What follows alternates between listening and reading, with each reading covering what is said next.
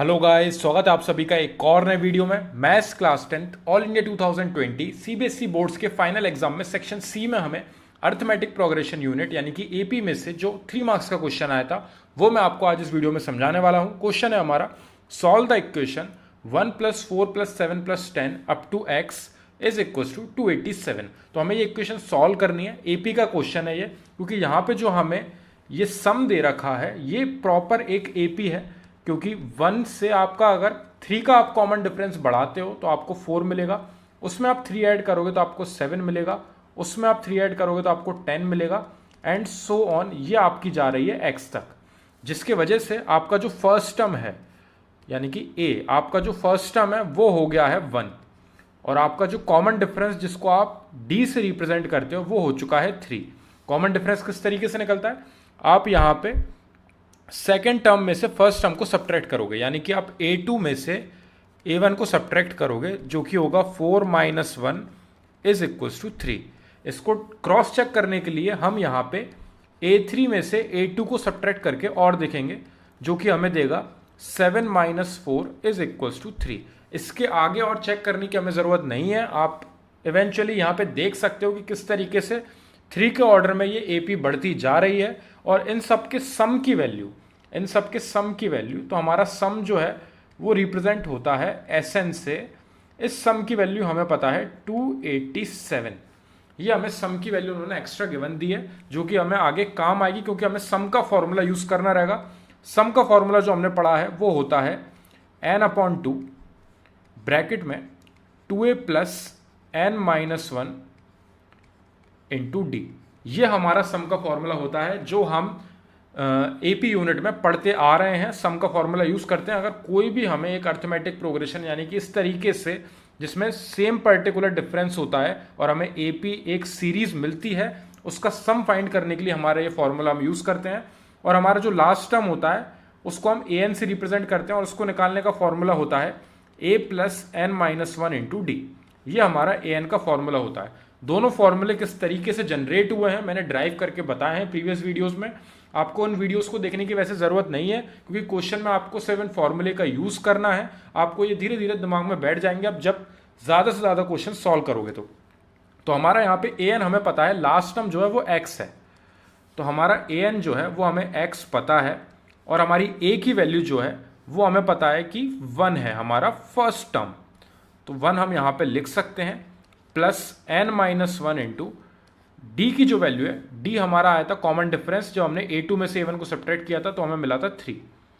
तो इसकी हेल्प से हम इस इक्वेशन की हेल्प से n की वैल्यू फाइंड करेंगे, क्योंकि जब सम का फॉर्मूला हम लगाएंगे उसमें Sn की जगह पे हम 287 रख देंगे, a की जगह पे हम रख देंगे 1, d की जगह पे हम रख देंगे 3, लेकिन n जो है अननोन, उस n की वैल्यू हमें फाइंड करनी है जो कि x के टर्म्स में आएगी। तो इन दी एंड जब हम इस पूरी इक्वेशन को सॉल्व करेंगे तो उसके बाद हम x की वैल्यू डिफाइन कर सकते हैं जो कि अभी हमारे पास है अननोन। उस x की वैल्यू को फाइंड करने के लिए हमें ये क्वेश्चन मिला है और हमें दो चीज़ें पता हैं। एक, हमें लास्ट टर्म यानी कि an का फॉर्मूला पता है जिसकी हेल्प से हम n निकालेंगे और फिर उस n की वैल्यू को ले जाके सम के फॉर्मूले में सब्स्टिट्यूट करेंगे जिसकी हेल्प से हमें x की वैल्यू फाइंड करने को मिलेगी। ठीक है, तो आगे बढ़ते हैं हम क्वेश्चन में। यहाँ से हम सबसे पहले n की वैल्यू फाइंड करते हैं। तो यहाँ पे जो 1 है इसको मैं उस साइड लेके आऊँगा, ये 1 इस साइड आके हो जाएगा माइनस में। जो वैल्यू इस साइड पॉजिटिव थी प्लस में थी वो इस साइड आके नेगेटिव में जाती है, is equals to n-1 into 3। ये हमारी रिमेनिंग वैल्यू बची है। अब जो चीज़ यहाँ पे प्रोडक्ट में है उस साइड डिवीजन में जाएगी, तो हमारी यहाँ पे वैल्यू आएगी x-1 divided by 3 is equals to n-1। अब यहाँ पे ये जो -1 है इस -1 को और उस साइड लेके जाएंगे तो हमें मिलेगा यहाँ पे x-1 अपॉन में 3 और ये -1 उस साइड होके जाके हो जाएगा पॉजिटिव में, यानी कि प्लस होगा वो रिमेनिंग वैल्यू में। ठीक है, तो यहाँ पे सबसे पहले जो चीज़ हमारे यहाँ पे एडिशन में थी वो उस साइड जाके सब्ट्रैक्ट हुई, जो चीज़ मल्टीप्लाई में थी वो वहाँ जाके डिवाइड हुई, एंड यहाँ पे जो नेगेटिव थी माइनस में सब्ट्रैक्ट हो रही थी वो उस साइड जाके ऐड हो चुकी है। यहाँ पे हम इसको ऐड करेंगे, नीचे यहाँ पे 3 है, इसके नीचे अगर कोई भी वैल्यू नहीं है तो नेचुरली 1 होता है हमेशा से डिनोमिनेटर में, तो इन दोनों का हम एलसीएम लेंगे। एलसीएम हमें मिलेगा 3, ऊपर आएगा हमारा, यहाँ पे बेस इसका 3 है, इधर जो बेस है वो 1 है, तो दोनों अलग अलग हैं इसलिए इन दोनों का प्रोडक्ट हमारा एलसीएम आया, तो 1 का हम यहाँ पे मल्टीप्लाई करेंगे और 3 का हम यहाँ पे मल्टीप्लाई करेंगे और फिर उन दोनों को ऐड कर देंगे। तो हमें मिलेगा x माइनस 1 इस साइड और ये 3 का 1 में मल्टीप्लाई करके मिलेगा हमें प्लस का 3 इज इक्वल्स टू n। तो हमारी n की वैल्यू जो है यहाँ से आ चुकी है, ये 3 में से 1 सब्ट्रैक्ट होंगे तो हमें मिलेगा x प्लस 2, क्योंकि 3 हमारा पॉजिटिव है जो कि बड़ी वैल्यू है तो साइन बीच में पॉजिटिव आएगा और 3 में से 1 जाएंगे तो हमें मिलेगा 2 और अपॉन में हमारा 3 चल रहा है इज इक्वल्स टू n। ये हमारी n की वैल्यू हम फाइंड कर चुके हैं, इसके आगे और सिंप्लीफाई हम नहीं कर सकते हैं।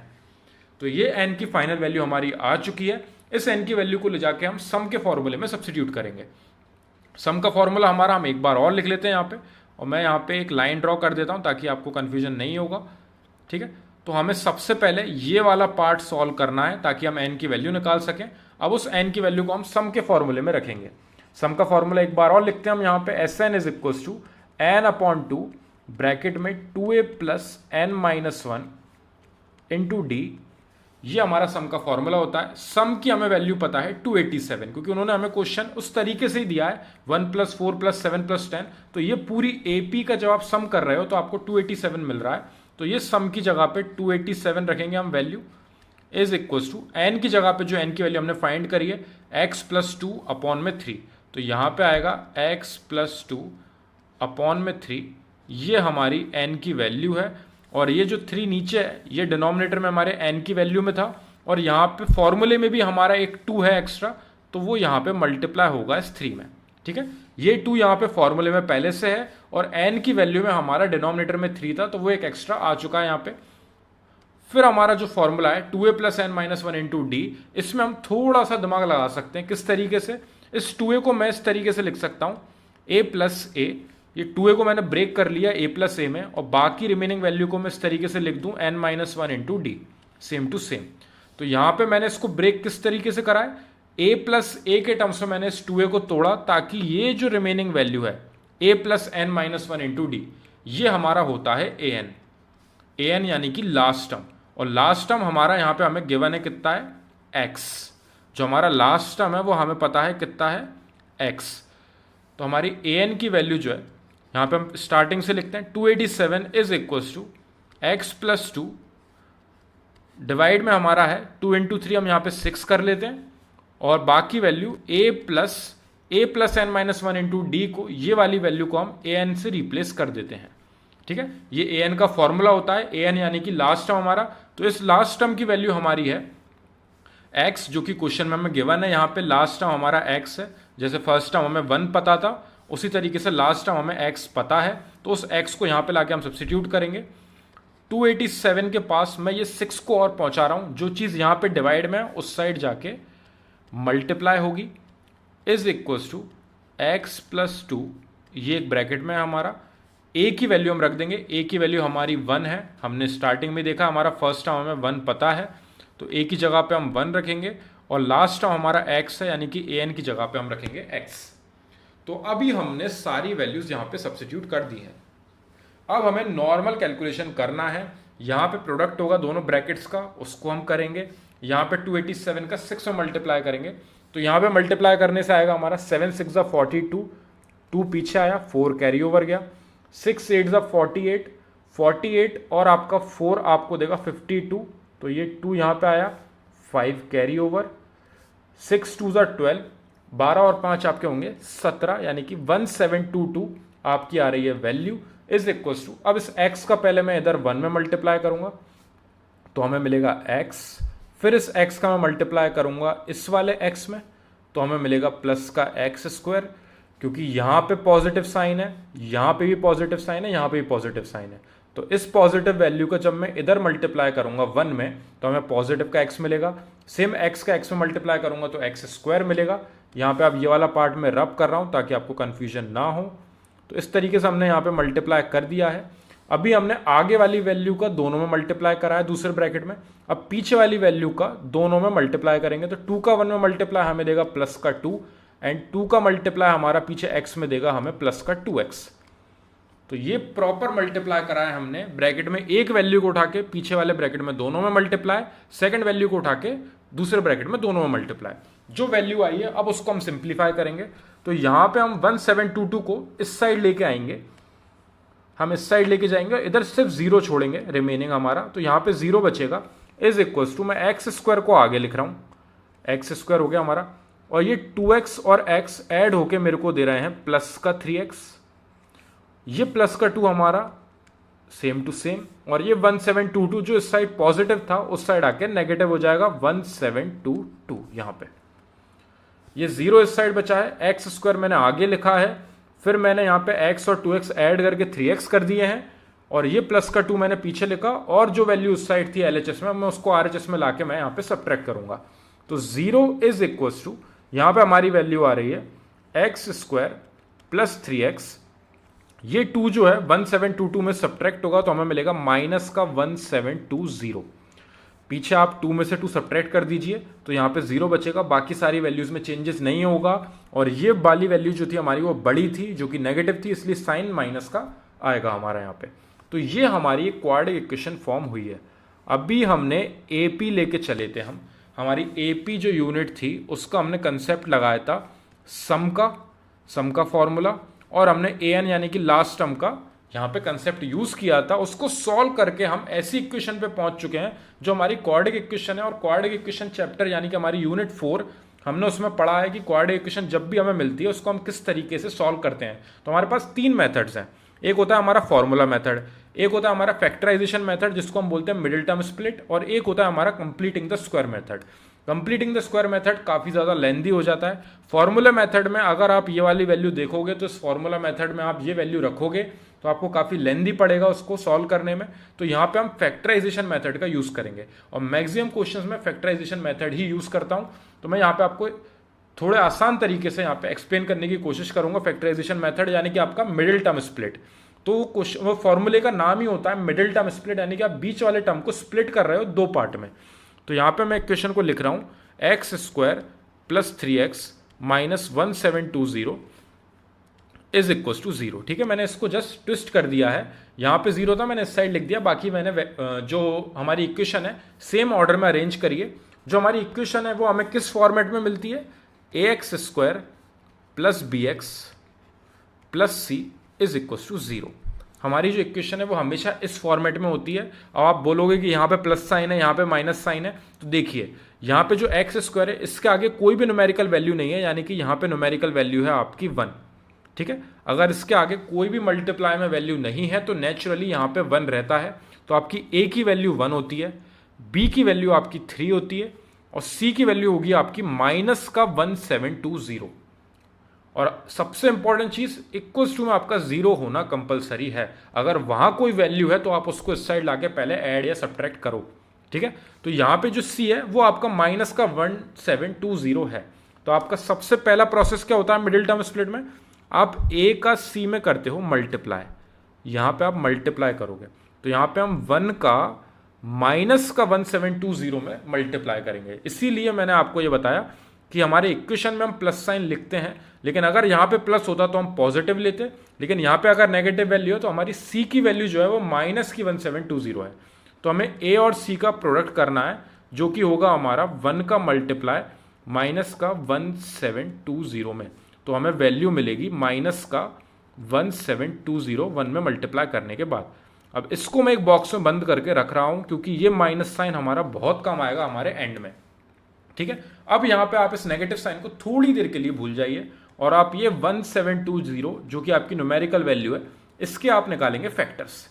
अब यहां पे फैक्टर्स निकालने हमें, और वो जो फैक्टर्स आएंगे उनको हमें 2 पार्ट में लिखना है ताकि उन 2 पार्ट को ऐड या सब्ट्रैक्ट करने से हमारा बीच वाला पार्ट आ सके, यानी कि हमारा b के इक्वल आ सके।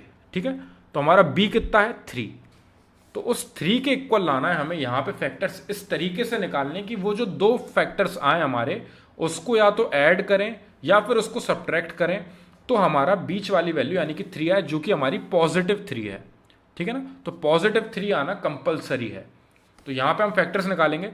सबसे पहले देखिए आप यहाँ पे अगर 2 से स्टार्ट करोगे तो बहुत ज़्यादा लेंथी होगा, इसलिए मैं यहाँ पे 10 से स्टार्ट कर रहा हूँ क्योंकि 10 से डायरेक्टली मेरे को फैक्टर मिल रहा है। तो यहाँ पे 172 बचेगा।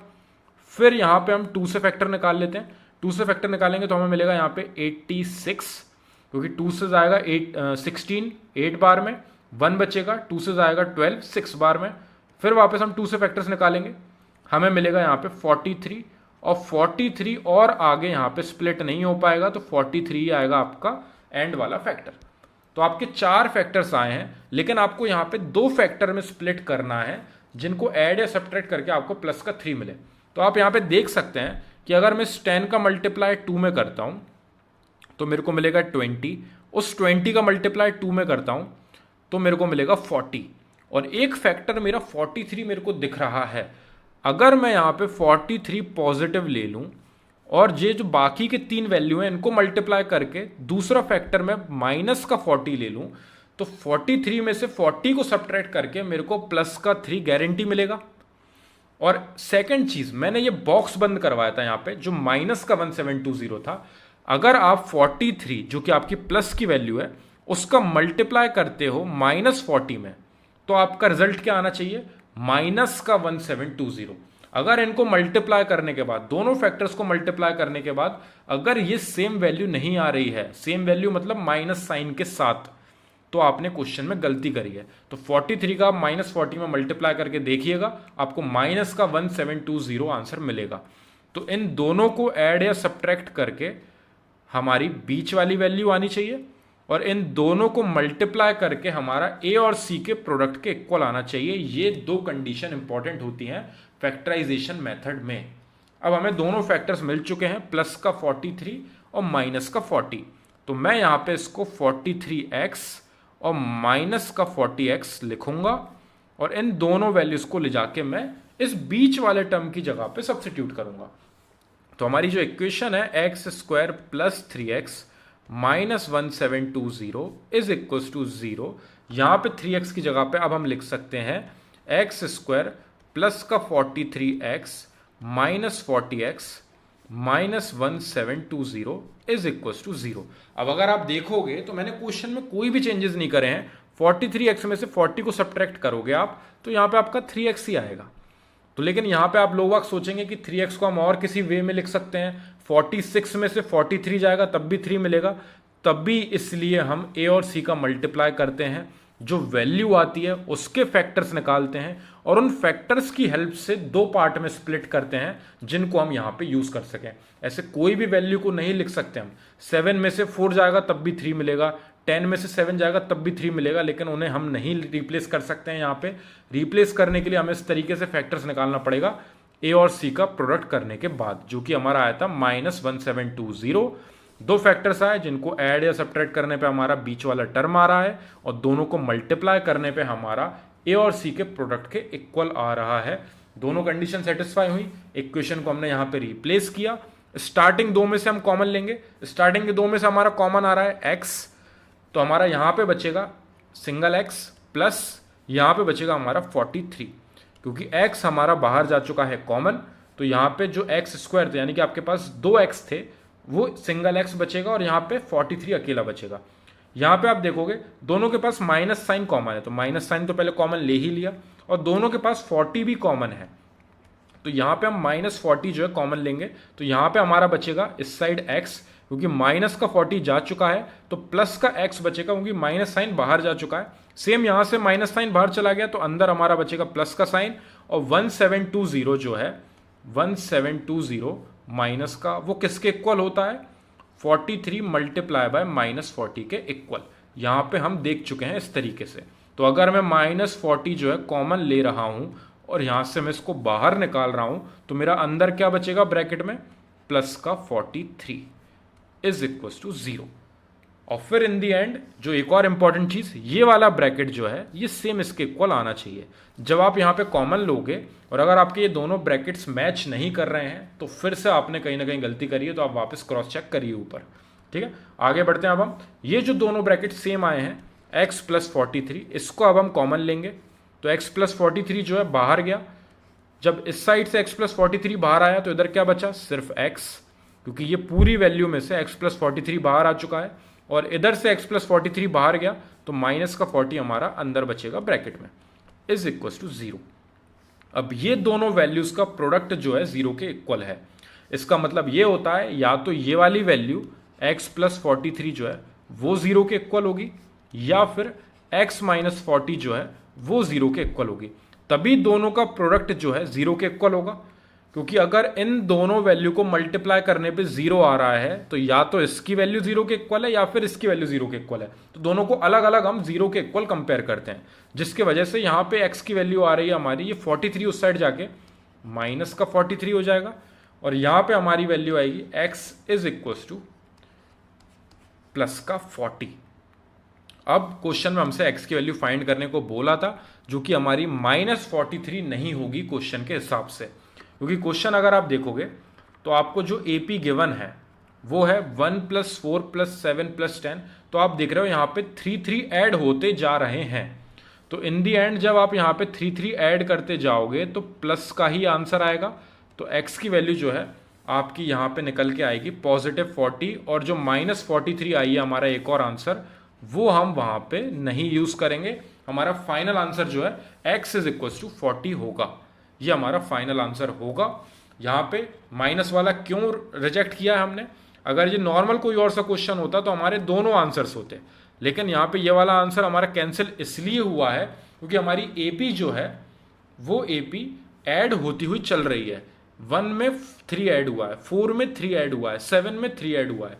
तो जब आप ऐड करते हुए जा रहे हो कोई भी वैल्यू किसी भी चीज में, तो वो ऐड होके आपको पॉजिटिव आंसर देगी इन दी एंड। यहाँ पे अगर सब्ट्रैक्ट होती हुई जा रही होती कोई सी वैल्यू तो इन दी एंड हमारा -43 आंसर आ सकता था। तो इस वजह से हमारा यहाँ पे x जो है +40 फाइनल आंसर होगा।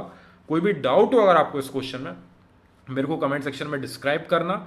और आई होप मैंने ये आपका क्वेश्चन अच्छे से सॉल्व आपको समझा पाया हूँ मैं।